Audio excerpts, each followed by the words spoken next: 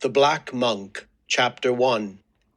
Andrei Vasilyevich Kovrin, magister, had worn himself out and unsettled his nerves. He made no effort to undergo regular treatment, but only incidentally, over a bottle of wine, spoke to his friend the doctor, and his friend the doctor advised him to spend all the spring and summer in the country.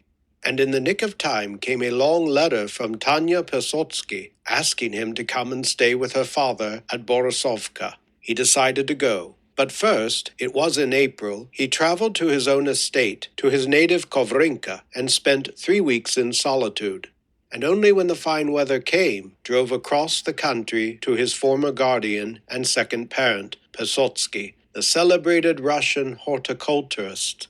From Kovrinka to Borisovka, the home of the Pesotskys, was a distance of some 70 versts, and in the easy, springed caleche, the drive along the roads, soft in springtime, promised real enjoyment. The house at Borisovka was large, faced with a colonnade, and adorned with figures of lions, with the plaster falling off. At the door stood a servant in livery. The old park, gloomy and severe, laid out in English fashion, stretched for nearly a verst from the house down to the river, and ended there in a steep clay bank, covered with pines whose bare roots resembled shaggy paws. Below sparkled a deserted stream. Overhead, the snipe circled about with melancholy cries. All, in short, seemed to invite a visitor to sit down and write a ballad. But the gardens and orchards, which together with the seed plots occupied some 80 acres, inspired very different feelings. Even in the worst of weather they were bright and joy-inspiring. Such wonderful roses, lilies, camellias, such tulips, such a host of flowering plants of every possible kind and color, from staring white to sooty black. Such a wealth of blossoms Kovrin had never seen before. The spring was only beginning, and the greatest rarities were hidden under glass, but already enough bloomed in the alleys and beds to make up an empire of delicate shades. And most charming of all was it in the early hours of morning, when dewdrops glistened on every petal and leaf.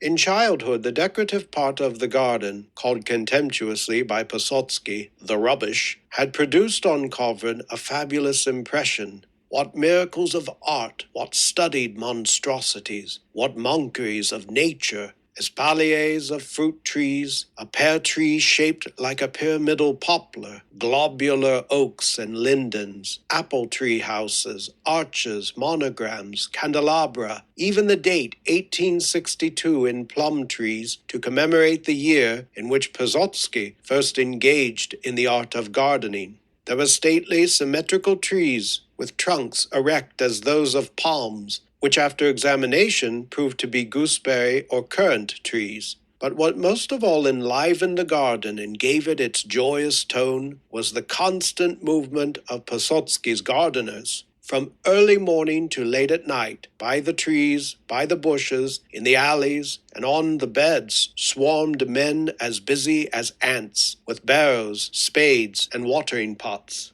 Kovrin arrived at Borisovka at 9 o'clock. He found Tanya and her father in great alarm. The clear starlight night foretold frost, and the head gardener, Ivan Karlich, had gone to town, so that there was no one who could be relied upon. At supper they spoke only of the impending frost, and it was decided that Tanya should not go to bed at all, but should inspect the gardens at 1 o'clock and see if all were in order, while Yegor Semyonovitch should rise at 3 o'clock or even earlier. Kovrin sat with Tanya all the evening, and after midnight accompanied her to the garden. The air already smelt strongly of burning. In the great orchard, called the Commercial, which every year brought Yegor Semyonovitch thousands of rubles profit, there already crept along the ground the thick, black, sour smoke which was to clothe the young leaves and save the plants.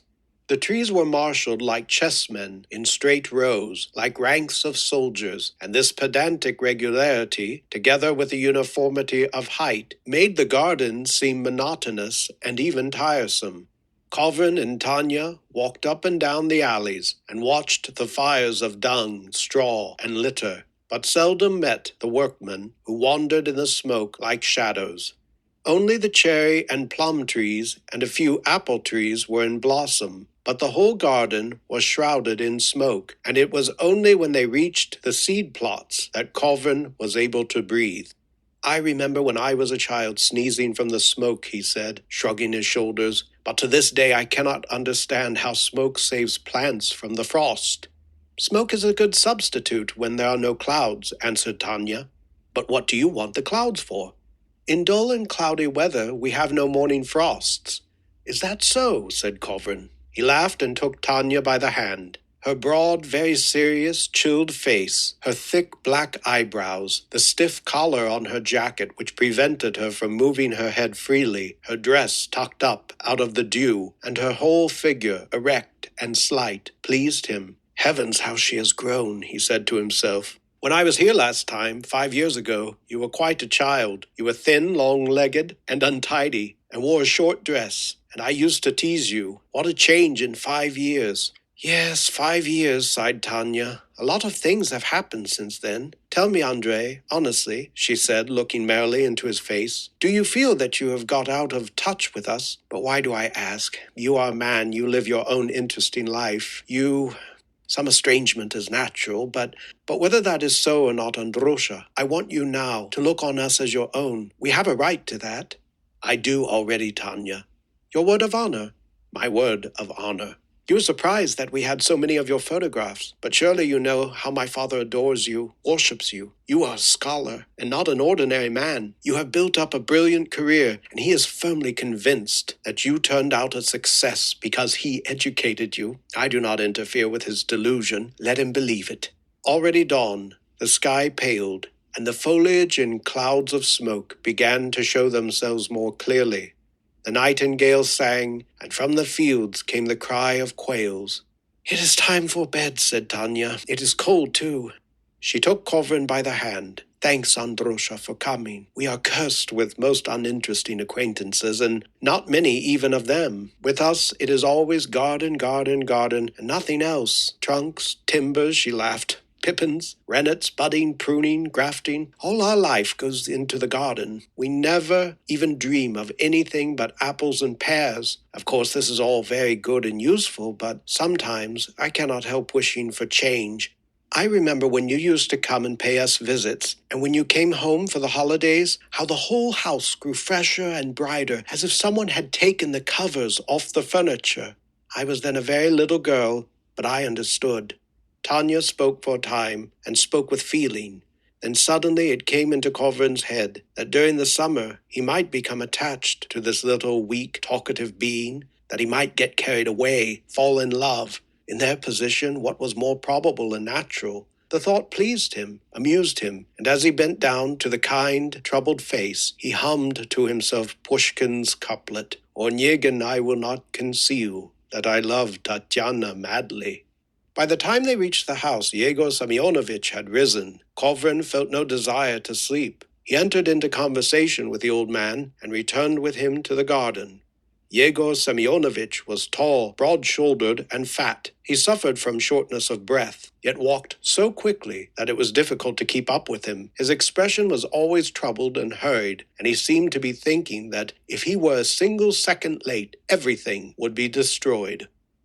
There, brother, is a mystery for you, he began, stopping to recover his breath. On the surface of the ground, as you see, there is frost, but raise the thermometer a couple of yards on your stick, and it is quite warm. Why is that? I confess I do not know, said Kovrin, laughing. No, you can't know everything. The biggest brain cannot comprehend everything. You are still engaged with your philosophy? Yes, I am studying psychology and philosophy generally. And it doesn't bore you? On the contrary, I couldn't live without it. Well, God grant, began Yegor Semyonovitch, smoothing his big whiskers thoughtfully. Well, God grant, I'm very glad for your sake, brother, very glad. Suddenly he began to listen, and making a terrible face ran off the path and soon vanished among the trees in a cloud of smoke. Who tethered this horse to the tree? Rang out a despairing voice. Which of you thieves and murderers dared to tether this horse to the apple tree? My God, ruined, ruined, spoiled, destroyed. The garden is ruined, the garden is destroyed, my God.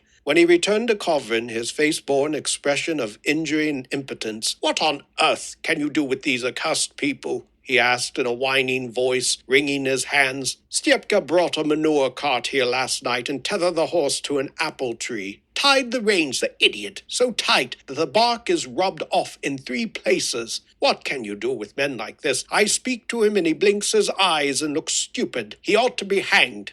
When at last he calmed down, he embraced Kovrin and kissed him on the cheek.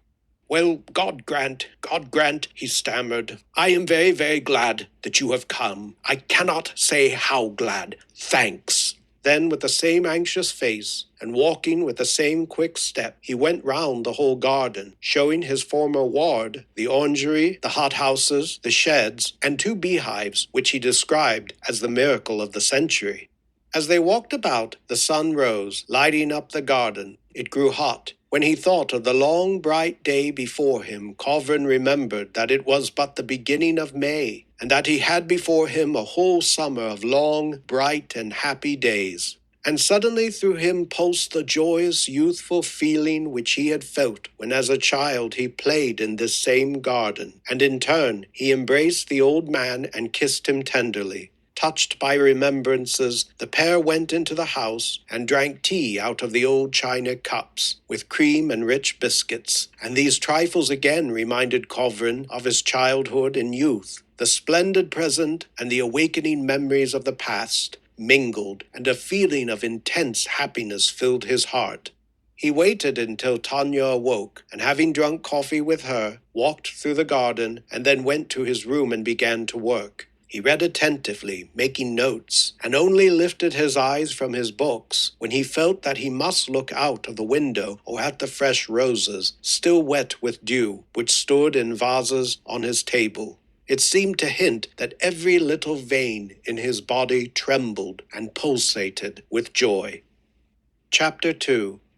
But in the country, Kovrin continued to live the same nervous and untranquil life as he had lived in town. He read much, wrote much, studied Italian, and when he went for walks, thought all the time of returning to work. He slept so little that he astonished the household. If by chance he slept in the daytime for half an hour, he could not sleep all the following night. Yet after these sleepless nights, he felt active and gay. He talked much, drank wine, and smoked expensive cigars. Often, nearly every day, young girls from the neighboring country houses drove over to Borisovka, played the piano with Tanya, and sang. Sometimes the visitor was a young man, also a neighbor, who played the violin well. Kovrin listened eagerly to their music and singing, but was exhausted by it, so exhausted sometimes that his eyes closed involuntarily and his head drooped on his shoulder. One evening after tea, he sat upon the balcony reading. In the drawing-room, Tanya, a soprano, one of her friends, a contralto, and the young violinist studied the well-known serenade of Braga.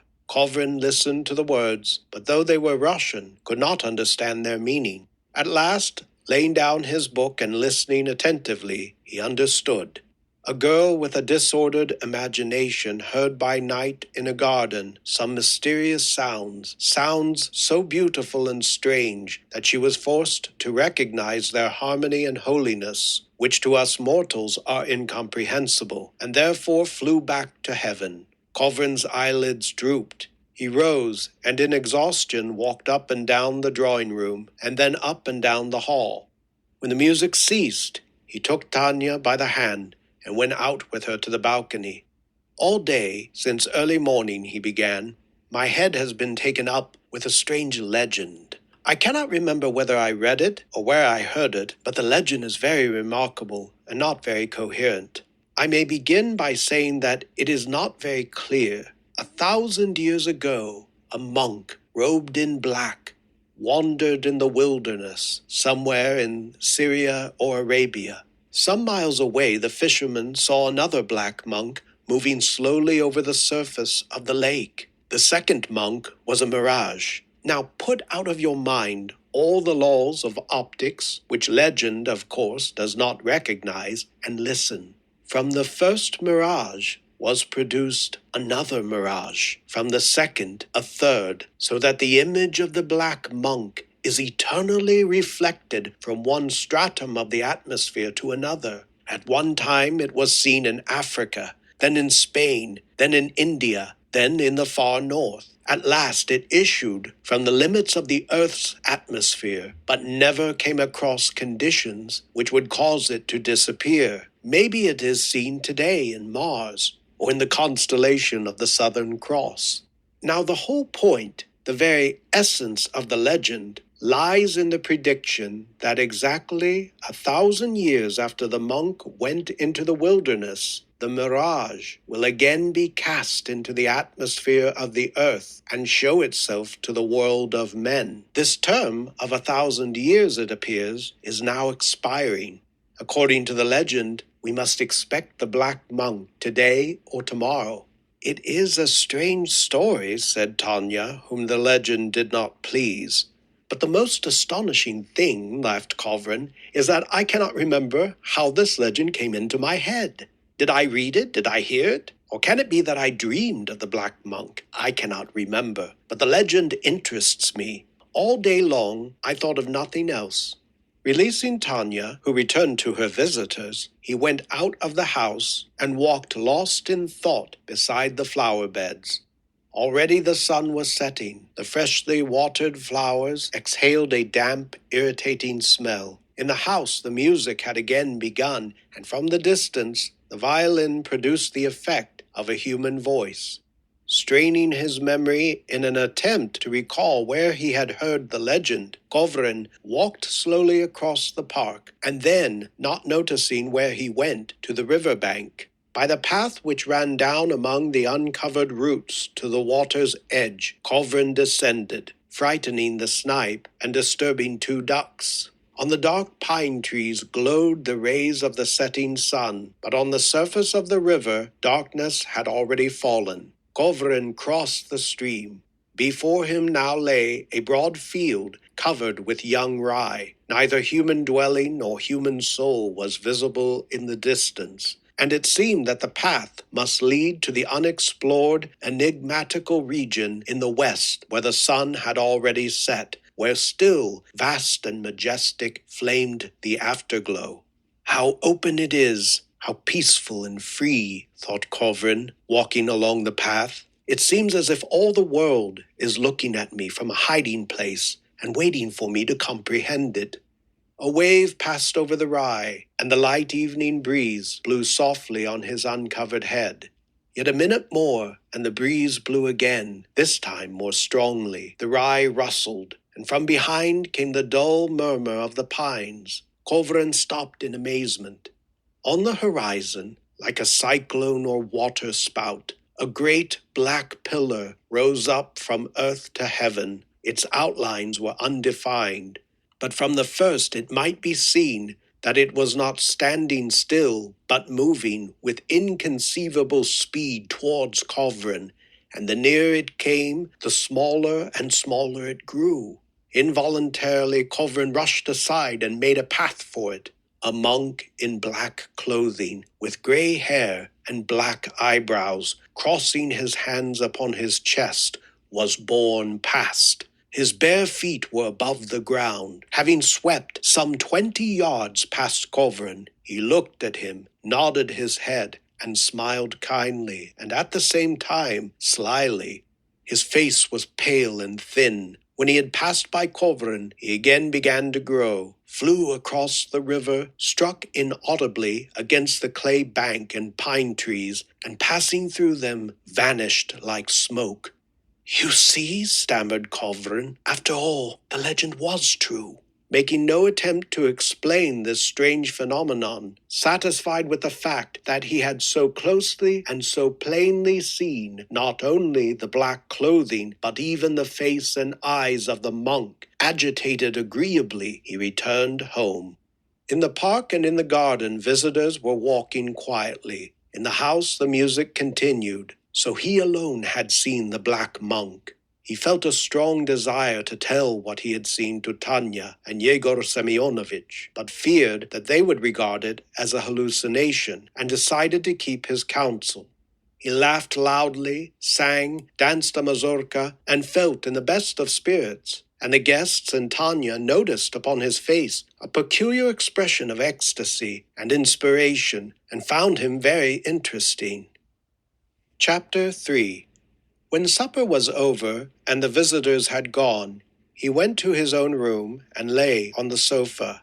He wished to think of the monk, but in a few minutes Tanya entered. "There, Androsha, you can read Father's articles," she said. "They are splendid articles. He writes very well." "Magnificent," said Yegor Semyonovich, coming in after her with a forced smile. "Don't listen to her, please, or read them only if you want to go to sleep. They are splendid soporific." "In my opinion, they are magnificent," said Tanya, deeply convinced. "Read them, Androsha, and persuade Father to write more often. He could write a whole treatise on gardening." Yegor Semyonovich laughed, blushed, and stammered out the conventional phrases used by abashed authors. At last he gave in. "If you must read them, read first these papers of Gauch's, and the Russian articles," he stammered, picking out the papers with trembling hands. "Otherwise you won't understand them. Before you read my replies, you must know what I am replying to. But it won't interest you. Stupid. And it's time for bed." Tanya went out. Yegor Semyonovich sat on the end of the sofa and sighed loudly. "Ah, brother mine," he began after a long silence, "as you see, my dear Magister, I write articles and exhibit at shows and get medals sometimes. Pesotsky, they say, has apples as big as your head. Pesotsky has made a fortune out of his gardens. In one word, rich and glorious is Kochubey. But I should like to ask you, what is going to be the end of all this? The gardens, there is no question of that, are splendid. They are models. Not gardens at all, in short, but a whole institution of high political importance, and a step towards a new era in Russian agriculture and Russian industry. But for what purpose? What ultimate object? That question is easily answered. I do not mean in that sense. What I want to know is, what will happen with the garden when I die? As things are, it would not last without me a single month. The secret does not lie in the fact that the garden is big and the workers many, but in the fact that I love the work, you understand? I love it perhaps more than I love myself. Just look at me. I work from morning to night. I do everything with my own hands. All grafting, all pruning, all planting, everything is done by me. When I am helped, I feel jealous and get irritated to the point of rudeness. The whole secret is in love, in a sharp master's eye, in a master's hand, and in the feeling when I drive over to a friend and sit down for half an hour, that I have left my heart behind me and am not myself. All the time, I am in dread that something has happened to the garden. Now suppose I die tomorrow. Who will replace all this? Who will do the work? The head gardeners? The workmen? Why, the whole burden of my present worries is that my greatest enemy is not the hare or the beetle or the frost, but the hands of the stranger." "But Tanya," said Kovrin, laughing, "surely she is not more dangerous than a hare. She loves and understands the work." "Yes, Tanya loves it and understands it. If after my death the garden should fall to her as mistress, then I could wish for nothing better. But suppose, which God forbid, she should marry."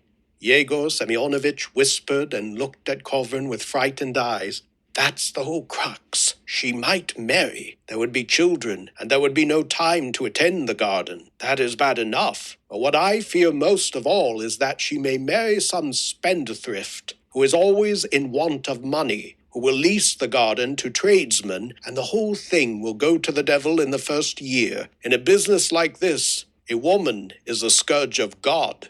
Yegor Semyonovich sighed and was silent for a few minutes. "Perhaps you may call it egoism, but I do not want Tanya to marry.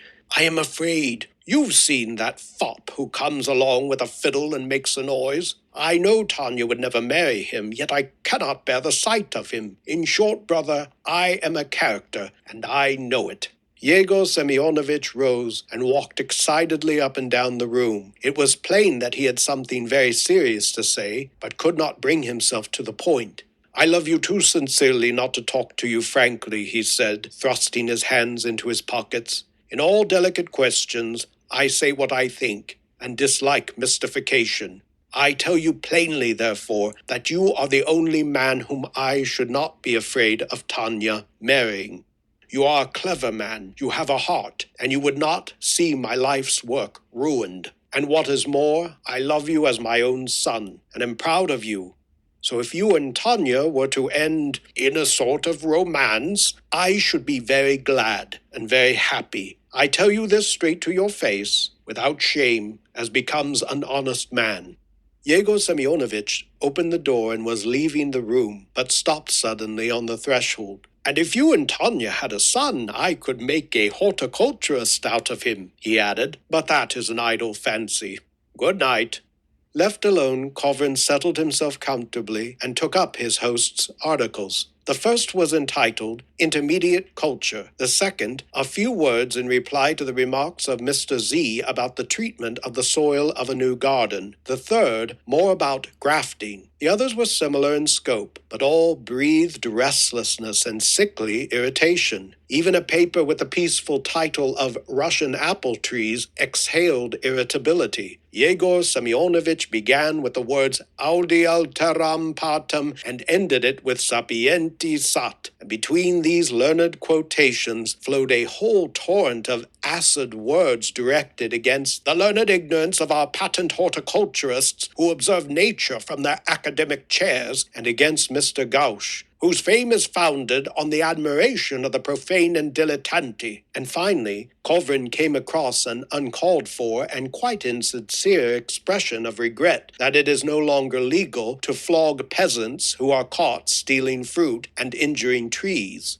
His is good work, wholesome and fascinating, thought Kovrin, yet in these pamphlets we have nothing but bad temper and war to the knife. I suppose it is the same everywhere. In all careers, men of ideas are nervous and victims of this kind of exalted sensitiveness. I suppose it must be so. He thought of Tanya, so delighted with her father's articles, and then of Yegor Semyonovitch. Tanya, small, pale, and slight, with her collarbone showing, with her widely opened, her dark and clever eyes, which it seemed were always searching for something, and Yegor Semyonovitch, with his little hurried steps. He thought again of Tanya, fond of talking, fond of argument, and always accompanying even the most insignificant phrases with mimicry and gesticulation. Nervous. She must be nervous in the highest degree. Again Kovrin began to read, but he understood nothing, and threw down his books. The agreeable emotion with which he had danced the mazurka and listened to the music still held possession of him, and aroused a multitude of thoughts.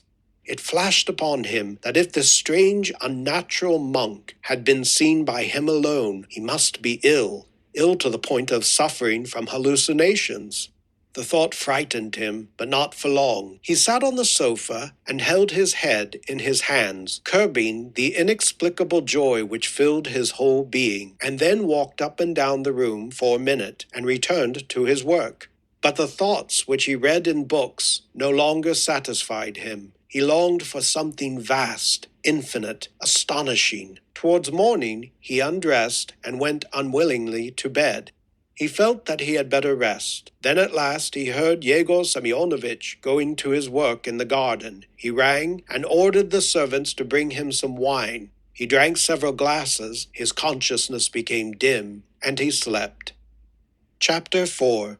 Yegor Semyonovitch and Tanya often quarreled and said disagreeable things to one another. This morning they had both been irritated, and Tanya burst out crying and went to her room, coming down neither to dinner nor to tea.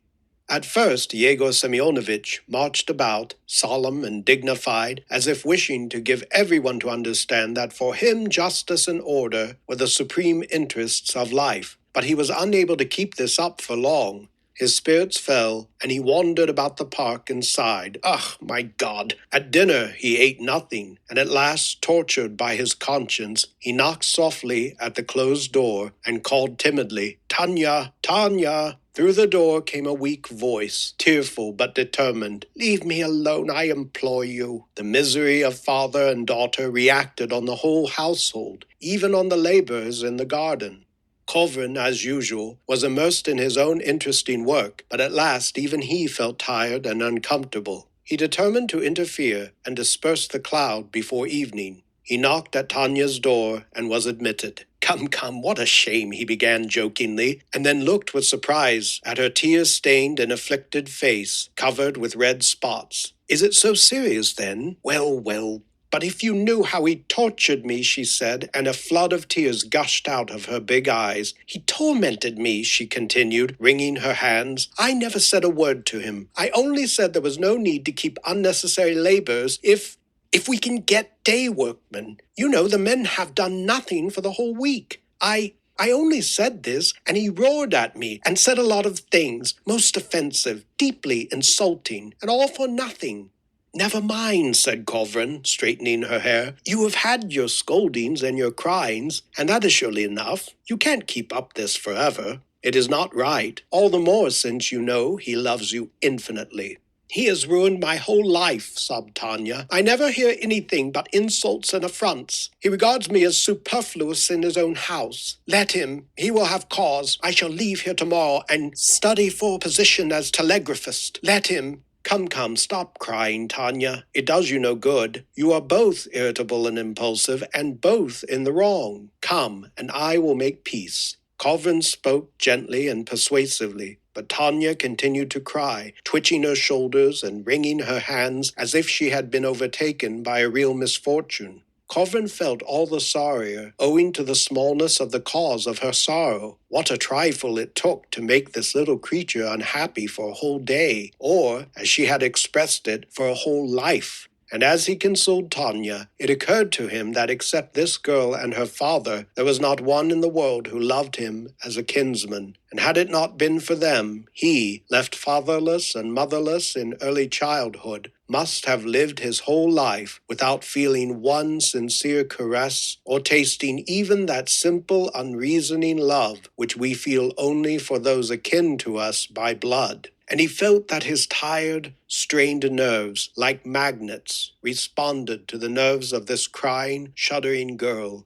He felt, too, that he could never love a healthy, rosy-cheeked woman, but pale, weak, unhappy Tanya appealed to him. He felt pleasure in looking at her hair and her shoulders, and he pressed her hand and wiped away her tears. At last she ceased crying, but she still continued to complain of her father and of her insufferable life at home, imploring Kovrin to try to realize her position. Then by degrees she began to smile and to sigh that God had cursed her with such a wicked temper, and in the end laughed aloud, called herself a fool, and ran out of the room. A little later, Kovrin went into the garden. Yegor Semyonovich and Tanya, as if nothing had happened, were walking side by side up the alley, eating rye bread and salt. Both were very hungry. Chapter 5. Pleased with his success as peacemaker, Kovrin went into the park. As he sat on a bench and mused, he heard the rattle of a carriage and a woman's laugh. Visitors, evidently again. Shadows fell in the garden, the sound of a violin, the music of a woman's voice reached him almost inaudibly, and this reminded him of the Black Monk. Whither, to what country, to what planet had that optical absurdity flown? Hardly had he called to mind the legend and painted in imagination the black apparition in the rye field, when from behind the pine trees opposite to him walked inaudibly, without the faintest rustling, a man of middle height. His gray head was uncovered. He was dressed in black and barefooted like a beggar. On his pallid, corpse-like face stood out sharply a number of black spots. Nodding his head politely, the stranger, or beggar, walked noiselessly to the bench and sat down, and Kovrin recognized the Black Monk. For a minute they looked at one another, Kovrin with astonishment, but the monk kindly, and, as before, with a sly expression on his face. "But you are a mirage," said Kovrin. "Why are you here, and why do you sit in one place? That is not in accordance with the legend." It is all the same, replied the monk softly, turning his face towards Kovrin. The legend, the mirage, I, all are products of your own excited imagination. I am a phantom. That is to say you don't exist? Asked Kovrin. Think as you like, replied the monk, smiling faintly. I exist in your imagination, and as your imagination is a part of nature, I must exist also in nature. You have a distinguished face. It seems to me as if in reality you had lived more than 1,000 years, said Kovrin. I did not know that my imagination was capable of creating such a phenomenon. Why do you look at me with such rapture? Are you pleased with me? Yes, for you are one of the few who can justly be named the elected of God. You serve eternal truth. Your thoughts, your intentions, your astonishing science, all your life bear the stamp of divinity, a heavenly impress. They are dedicated to the rational and the beautiful, and that is, to the eternal. You say to the eternal, then can eternal truth be accessible and necessary to men if there is no eternal life? There is eternal life, said the monk. You believe in the immortality of men. Of course, for you men, there awaits a great and a beautiful future, and the more the world has of men like you, the nearer will this future be brought. Without you, ministers to the highest principles, living freely and consciously, humanity would be nothing. Developing in the natural order, it must wait the end of its earthly history. But you, by some thousands of years, hasten it into the kingdom of eternal truth. And in this is your high service. You embody in yourself the blessing of God which rested upon the people. And what is the object of eternal life? Asked Kovrin. The same as all life, enjoyment. True enjoyment is in knowledge, and eternal life presents innumerable, inexhaustible fountains of knowledge. It is in this sense it was said, in my Father's house are many mansions. You cannot conceive what a joy it is to me to listen to you, said Kovrin, rubbing his hands with delight. I am glad. Yet I know that when you leave me, I shall be tormented by doubt as to your reality. You are a phantom, a hallucination, but that means that I am psychically diseased, that I am not in a normal state. What if you are? That need not worry you. You are ill because you have overstrained your powers, because you have borne your health in sacrifice to one idea. And the time is near when you will sacrifice not merely it, but your life also. What more could you desire? It is what all gifted and noble natures aspire to. But if I am psychically diseased, how can I trust myself? And how do you know that the men of genius, whom all the world trusts, have not also seen visions? Genius, they tell you now, is akin to insanity. Believe me, the healthy and the normal are but ordinary men, the herd. Fears as to a nervous age, overexhaustion, and degeneration can trouble seriously only those whose aims in life lie in the present. That is the herd. The Romans had as their ideal mens sana in corpore sano. All that the Greeks and Romans said is not true. Exaltations, aspirations, excitements, ecstasies, all those things which distinguish poets, prophets, martyrs to ideas from ordinary men are incompatible with the animal life, that is, with physical health. I repeat, if you wish to be healthy and normal, go with the herd. How strange that you should repeat what I myself have so often thought, said Kovrin. It seems as if you had watched me and listened to my secret thoughts. But do not talk about me. What do you imply by the words eternal truth? The monk made no answer. Kovrin looked at him, but could not make out his face. His features clouded and melted away. His head and arms disappeared. His body faded into the bench and into the twilight and vanished utterly.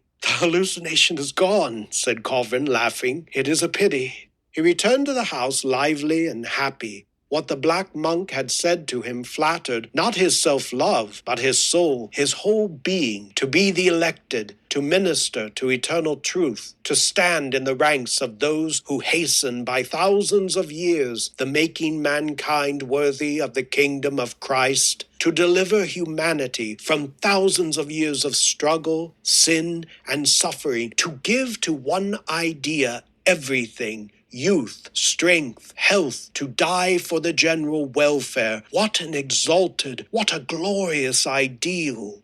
And when through his memory flowed his past life, a life pure and chaste and full of labor, when he remembered what he had learnt and what he had taught, he concluded that in the words of the monk there was no exaggeration.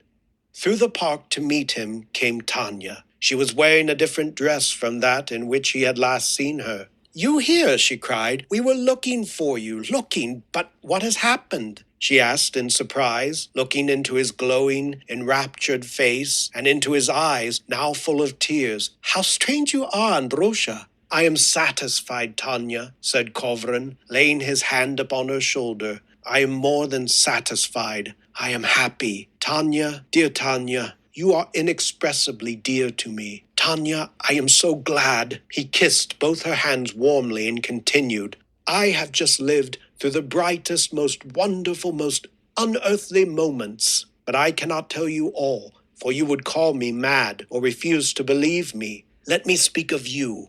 Tanya, I love you and have long loved you. To have you near me, to meet you 10 times a day, has become a necessity for me. I do not know how I shall live without you when I go home." "No," laughed Tanya, "you will forget us all in 2 days. We are little people, and you are a great man." "Let us talk seriously," said he. "I will take you with me, Tanya. Yes, you will come? You will be mine?" Tanya cried, "What?" and tried to laugh again, but the laugh did not come, and instead red spots stood out on her cheeks. She breathed quickly and walked on rapidly into the park. I never thought of this, never thought," she said, pressing her hands together as if in despair. But Kovrin hastened after her, and with the same glowing, enraptured face, continued to speak. "I wish for love which will take possession of me altogether, and this love only you, Tanya, can give me. I am happy, how happy." She was overcome, bent, withered up, and seemed suddenly to have aged 10 years. But Kovrin found her beautiful and loudly expressed his ecstasy. "How lovely she is!" Chapter 6.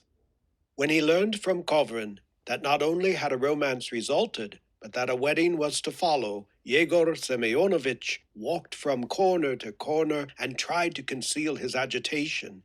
His hands shook, his neck seemed swollen and purple. He ordered the horses to be put into his racing droshky and drove away. Tanya, seeing how he whipped the horses and how he pushed his cap down over his ears, understood his mood, locked herself into her room, and cried all day.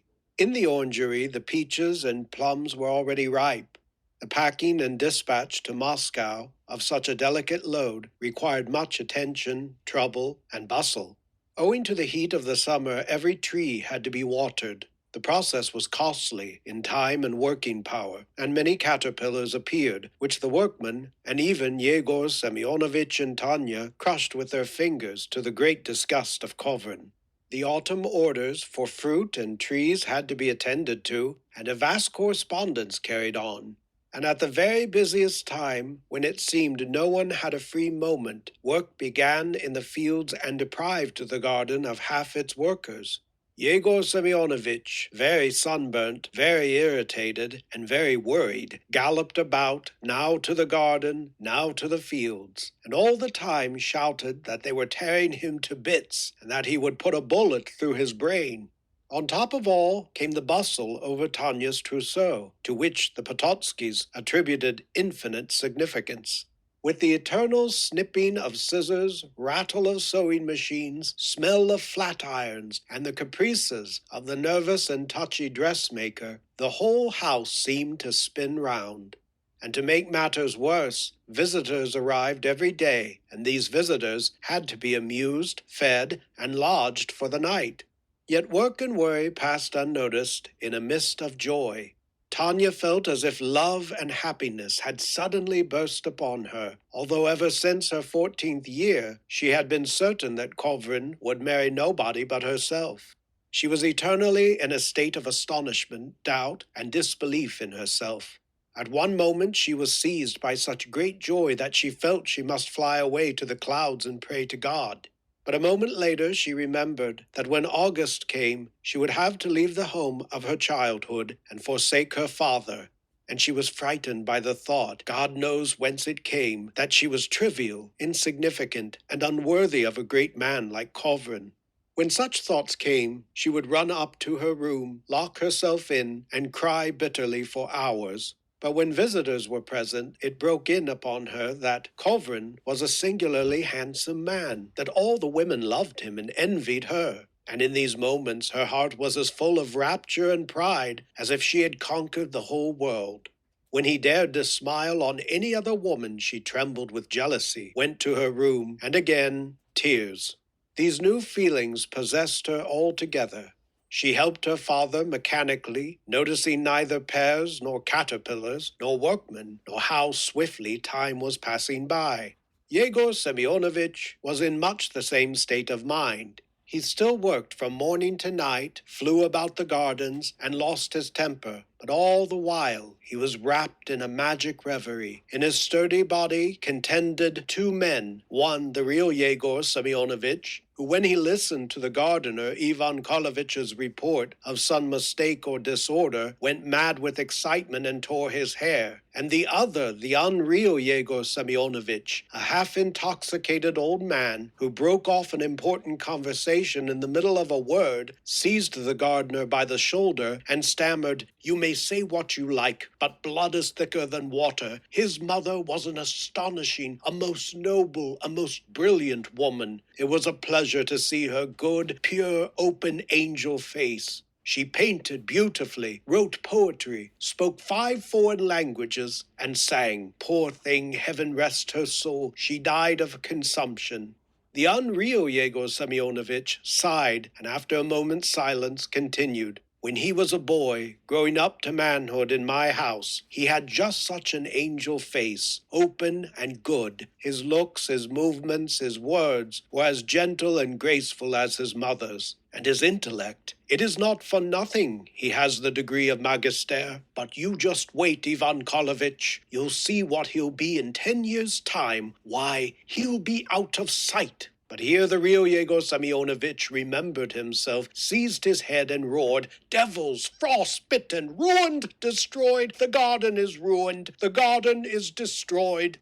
Kovrin worked with all his former ardor, and hardly noticed the bustle about him. Love only poured oil on the flames. After every meeting with Tanya, he returned to his rooms in rapture and happiness, and set to work with his books and manuscript with the same passion with which he had kissed her and sworn his love. What the black monk had told him of his election by God, of eternal truth, and of the glorious future of humanity gave to all his work a peculiar, unusual significance. Once or twice every week, either in the park or in the house, he met the monk and talked with him for hours. But this did not frighten, but on the contrary, delighted him. For he was now assured that such apparitions visit only the elect and exceptional who dedicate themselves to the ministry of ideas. Assumption passed unobserved. Then came the wedding, celebrated by the determined wish of Yegor Semyonovitch with what was called éclat, that is, with meaningless festivities which lasted for 2 days. 3,000 rubles were consumed in food and drink, but what with the vile music, the noisy toasts, the fussing servants, the clamor, and the closeness of the atmosphere, no one appreciated the expensive wines or the astonishing hors d'oeuvres specially ordered from Moscow. Chapter 7. One of the long winter nights, Kovrin lay in bed reading a French novel. Poor Tanya, whose head every evening ached as the result of the unaccustomed life in town, had long been sleeping, muttering incoherent phrases in her dreams. The clock struck 3. Kovrin put out the candle and lay down. lay for a long time with closed eyes, unable to sleep owing to the heat of the room and Tanya's continued muttering. At 4:30 he again lighted the candle. The black monk was sitting in a chair beside his bed. "Good night," said the monk, and then, after a moment's silence, asked, "What are you thinking of now?" "Of glory," answered Kovrin. "In a French novel which I have just been reading, the hero is a young man who does foolish things and dies from a passion for glory. To me, this passion is inconceivable. Because you are too clever, you look indifferently on fame as a toy which cannot interest you." "That is true." "Celebrity has no attractions for you. What flattery, joy, or instruction can a man draw from the knowledge that his name will be graven on a monument, when time will efface the inscription sooner or later? Yes, happily there are too many of you for brief human memory to remember all your names." "Of course," said Kovrin, "and why remember them? But let us talk of something else, of happiness, for instance. What is this happiness?" When the clock struck 5, he was sitting on the bed, with his feet trailing on the carpet, and his head turned to the monk, and saying, "In ancient times, a man became frightened at his happiness, so great it was, and to placate the gods, laid before them in sacrifice his beloved ring. You have heard. Now I, like Polycrates, am a little frightened at my own happiness. From morning to night, I experience only joy. Joy absorbs me and stifles all other feelings. I do not know the meaning of grief, affliction, or weariness. I speak seriously. I am beginning to doubt." "Why?" asked the monk in an astonished tone. "Then you think joy is a supernatural feeling? You think it is not the normal condition of things? No, the higher a man has climbed in mental and moral development, the freer he is, the greater satisfaction he draws from life. Socrates, Diogenes, Marcus Aurelius knew joy and not sorrow, and the apostles said, 'Rejoice exceedingly, rejoice and be happy.'" "And suddenly the gods will be angered," said Kovrin jokingly. "But it would hardly be to my taste if they were to steal my happiness and force me to shiver and starve." Tanya awoke and looked at her husband with amazement and terror. He spoke, he turned to the chair, he gesticulated and laughed. His eyes glittered and his laughter sounded strange. "Andrusha, whom are you speaking to?" she asked, seizing the hand which he had stretched out to the monk. "Andrusha, who is it?" "Who?" answered Kovrin. "Why, the monk. He is sitting there." He pointed to the black monk. "There is no one there. No one, Andrusha. You are ill." Tanya embraced her husband and, pressing against him as if to defend him against the apparition, covered his eyes with her hand. "You are ill," she sobbed, trembling all over. "Forgive me, darling, but for a long time I have fancied you were unnerved in some way. You are ill. Psychically, Andrusha." The shudder communicated itself to him. He looked once more at the chair, now empty, and suddenly felt weakness in his arms and legs.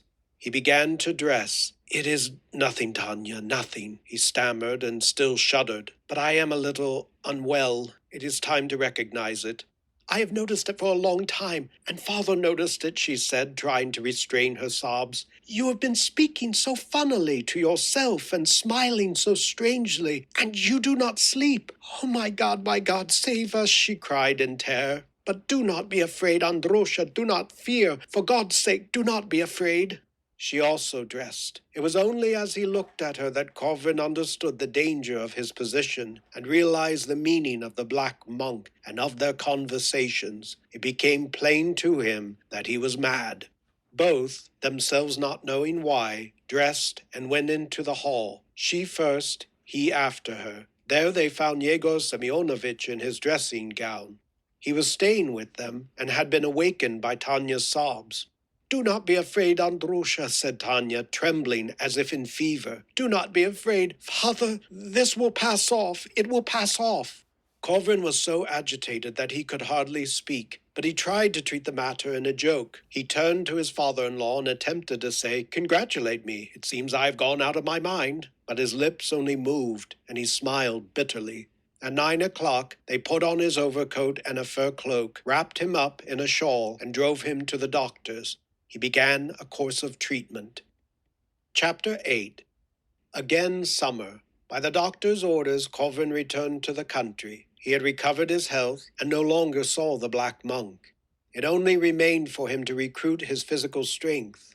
He lived with his father-in-law, drank much milk, worked only 2 hours a day, never touched wine, and gave up smoking. On the evening of the 19th June, before Elijah's Day, a Vesper service was held in the house. When the priest took the censer from the sexton and the vast hall began to smell like a church, Kovrin felt tired. He went into the garden. Taking no notice of the gorgeous blossoms around him, he walked up and down, sat for a while on a bench, and then walked through the park. He descended the sloping bank to the margin of the river and stood still, looking questioningly at the water. The great pines with their shaggy roots, which a year before had seen him so young, so joyous, so active, no longer whispered, but stood silent and motionless, as if not recognizing him. And indeed, with his short dipped hair, his feeble walk, and his changed face, so heavy and pale and changed since last year, he would hardly have been recognized anywhere. He crossed the stream. In the field, last year covered with rye, lay rows of reaped oats. The sun had set, and on the horizon flamed a broad, red afterglow, foretelling stormy weather. All was quiet, and gazing towards the point at which a year before he had first seen the black monk, Kovrin stood 20 minutes, watching the crimson fade. When he returned to the house, tired and unsatisfied, Yegor Semyonovitch and Tanya were sitting on the steps of the terrace, drinking tea. They were talking together, and seeing Kovrin, stopped, but Kovrin knew by their faces that they had been speaking of him. "It is time for you to have your milk," said Tanya to her husband. "No, not yet," he answered, sitting down on the lowest step. "You drink it. I do not want it." Tanya timidly exchanged glances with her father and said in a guilty voice, "You know very well that the milk does you good." "Yes, any amount of good," laughed Kovrin. "I congratulate you. I have gained a pound in weight since last Friday." He pressed his hands to his head and said in a pained voice, Why have you cured me? Bromide mixtures, idleness, warm baths, watching in trivial terror over every mouthful, every step. All this, in the end, will drive me to idiocy. I had gone out of my mind. I had the mania of greatness. But for all that, I was bright, active, and even happy.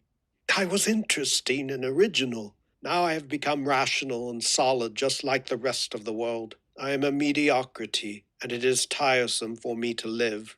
Oh, how cruelly you have treated me. I had hallucinations, but what harm did that cause anyone?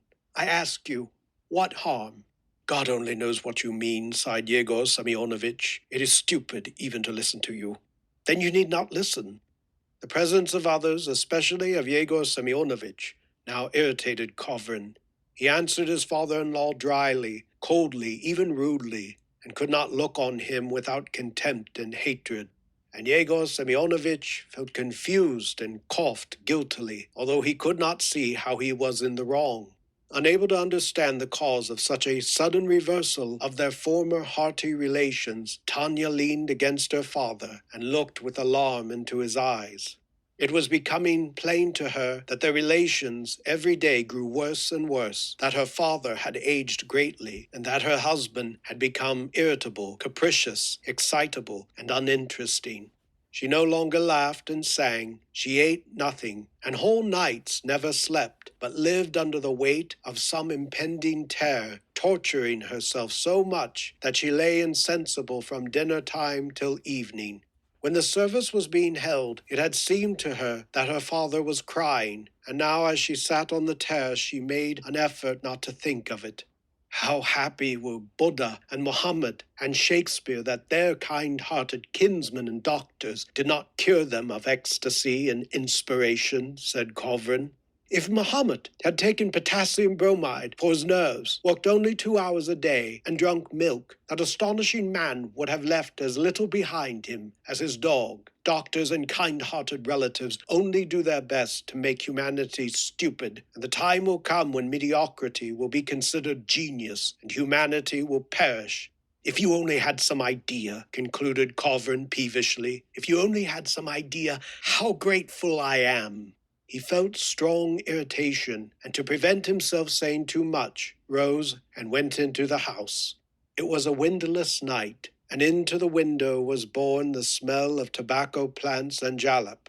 Through the windows of the great dark hall, on the floor and on the piano, fell the moon rays. Kovrin recalled the raptures of the summer before, when the air, as now, was full of the smell of jalap, and the moon rays poured through the window. To awaken the mood of last year, he went to his room, lighted a strong cigar, and ordered the servant to bring him wine. But now the cigar was bitter and distasteful, and the wine had lost its flavor of the year before.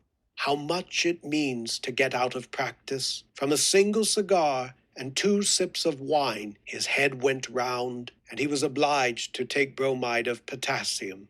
Before going to bed, Tanya said to him, "Listen, Father worships you, but you are annoyed with him about something, and that is killing him. Look at his face. He is growing old, not by day but by hours. I implore you, Androsha, for the love of Christ, for the sake of your own dead father, for the sake of my peace of mind, be kind to him again." "I cannot, and I do not want to." "But why?" Tanya trembled all over. "Explain to me why." "Because I do not like him, that is all," answered Kovrin carelessly, shrugging his shoulders. "But better not talk of that. He's your father." "I cannot understand," said Tanya. She pressed her hands to her forehead and fixed her eyes on one point. "Something terrible, something incomprehensible is going on in this house. You, Androsha, have changed. You are no longer yourself. You, a clever, an exceptional man, get irritated over trifles. You are annoyed by such little things that at any other time you yourself would have refused to believe it. Now, do not be angry, she continued, kissing his hands and frightened by her own words. You are clever, good, and noble. You will be just to father. He is so good. He is not good, but merely good-humored. These vaudeville uncles of your father's type, with well-fed, easy-going faces, are characters in their way, and once used to amuse me, whether in novels, in comedies, or in life. But they are now hateful to me. They are egoists to the marrow of their bones. Most disgusting of all is their satiety, and this stomachic, purely bovine or swinish optimism. Tanya sat on the bed and laid her head on a pillow. "This is torture," she said, and from her voice it was plain that she was utterly weary and found it hard to speak. "Since last winter, not a moment of rest. It is terrible, my God, I suffer." "Yes, of course, I am Herd, and you and your papa, the massacred infants, of course." His face seemed to Tanya ugly and disagreeable. The expression of hatred and contempt did not suit it. She even observed that something was lacking in his face. Ever since his hair had been cut off, it seemed changed.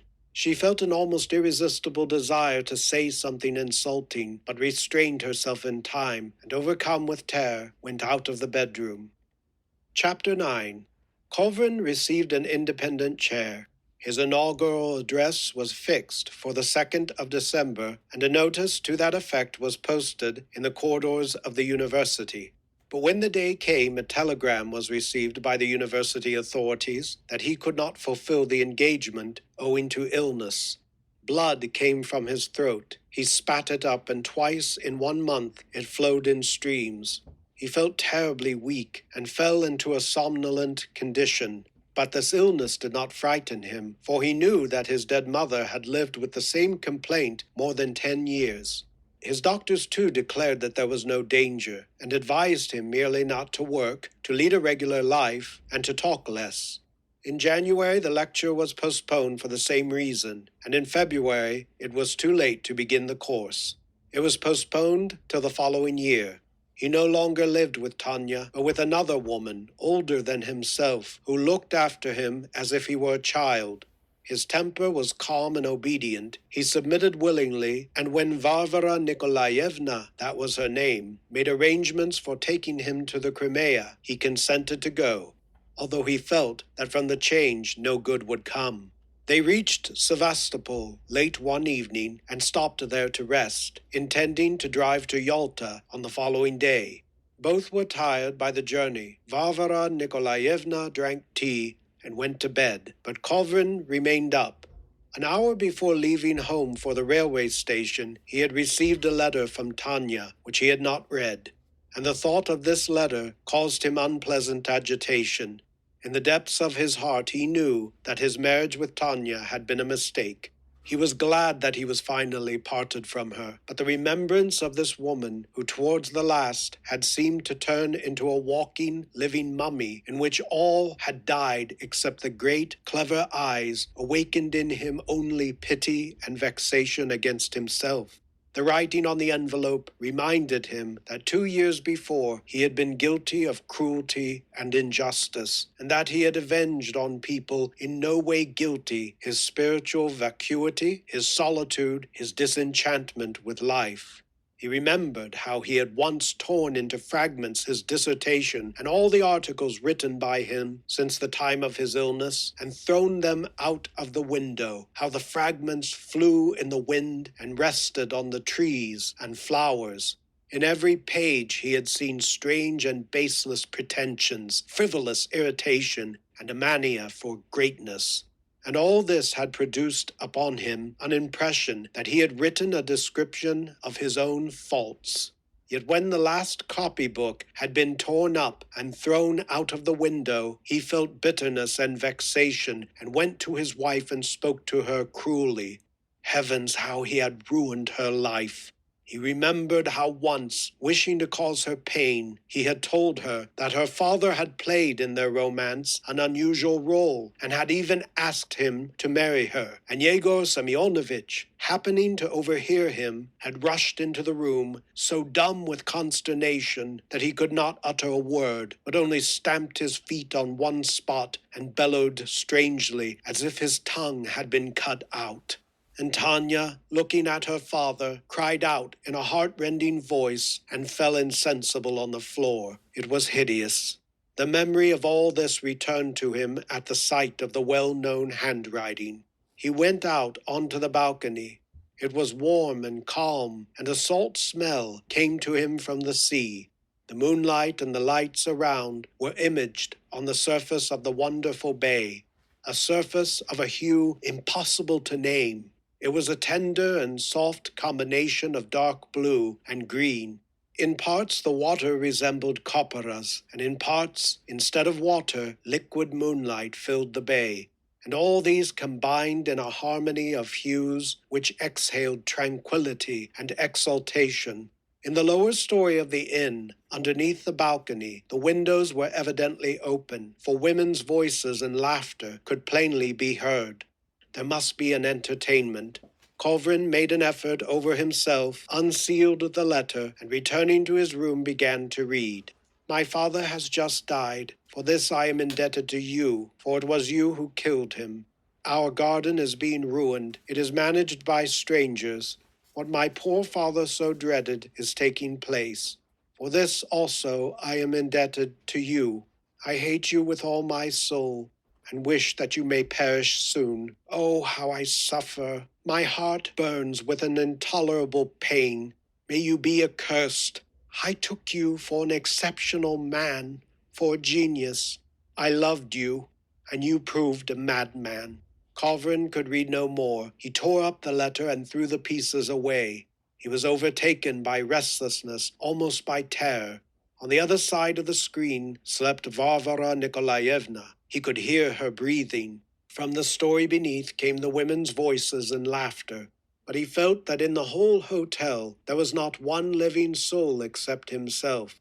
The fact that wretched, overwhelmed Tanya had cursed him in her letter and wished him ill caused him pain, and he looked fearfully at the door, as if fearing to see again that unknown power which in 2 years had brought about so much ruin in his own life and in the lives of all who were dearest to him.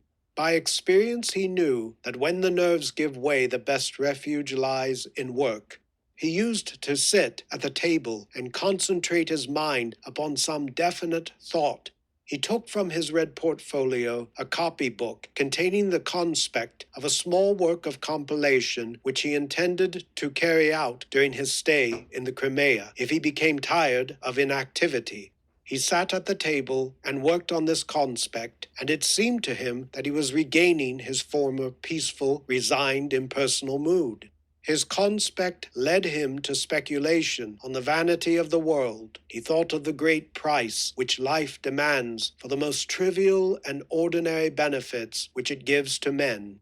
To reach a chair of philosophy under 40 years of age, to be an ordinary professor, to expound commonplace thoughts, and those thoughts the thoughts of others, in feeble, tiresome, heavy language, in one word, to attain the position of a learned mediocrity. He had studied 15 years, worked day and night, passed through a severe psychical disease, survived an unsuccessful marriage, been guilty of many follies and injustices which it was torture to remember.